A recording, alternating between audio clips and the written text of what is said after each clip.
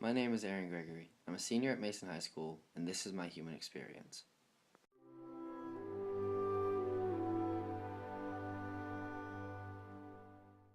The human experience concept was created by a couple of brothers who made a documentary called The Human Experience. And the idea was to allow people who have lived a more sheltered and oftentimes more privileged lifestyle to experience what life can have in store for us if we weren't as lucky to be born to a richer family or a more successful family. The project itself kind of forces participants to move outside of their comfort zones to really get a better understanding of issues outside of their own personal experiences.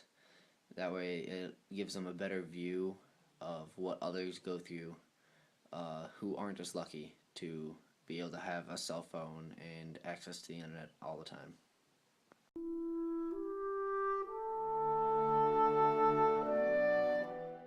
Before I could start my human experience, I first had to decide what topic I was going to cover for the project. And after some thought, I decided to place myself in a wheelchair and see how life was like being physically handicapped and unable to use either one of my legs. So I did some research and talked to some friends who I know had been in wheelchairs for a while. And I learned that some malls, the stores within the malls, the aisles and like spacing between aisles was not wide enough. So I decided to make that my specific issue because I have an uncle who has been in a wheelchair for over a decade, and he used to live alone and he would do his own shopping. And if it was a problem of not being able to go down an aisle, I feel like that's something that's just easily resolved and shouldn't have been an issue in the first place.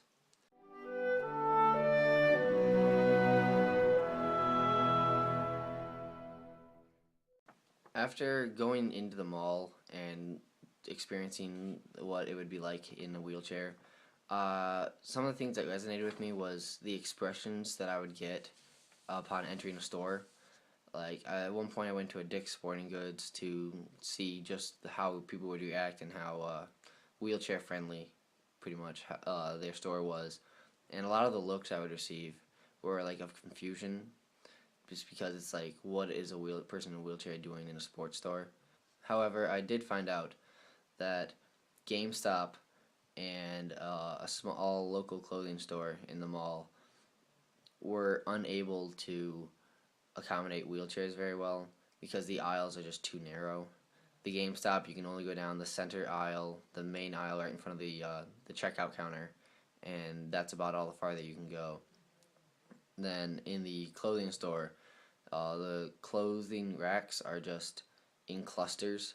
They're not even aisles, and they're close enough together to where if you're pushing yourself, you're not able to get through without almost pulling dozens of clothes off of the racks and off the hangers.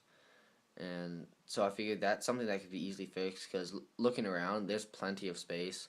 Because if farther back in the store, there's more space and I could easily get through. But right up front, it's almost impossible to get through without having someone push you. Something I really understood already was that it took arm strength to maneuver a wheelchair efficiently. So I didn't understand though how much it took to do that over the course of several hours, and heck, even for days, that would take a lot more. So this really kind of expanded what I knew about wheelchairs because with my uncle being in wheelchairs and I'm seeing him push himself around for hours at weddings and different places and going around town, uh, I understand now how helpful it can be to have someone offer to push you. Not everyone will accept it. I mean, that's understandable. It's a pride thing. But I know during the project, if I wasn't trying to do it for an experience, I'd actually want someone to push me around for a while.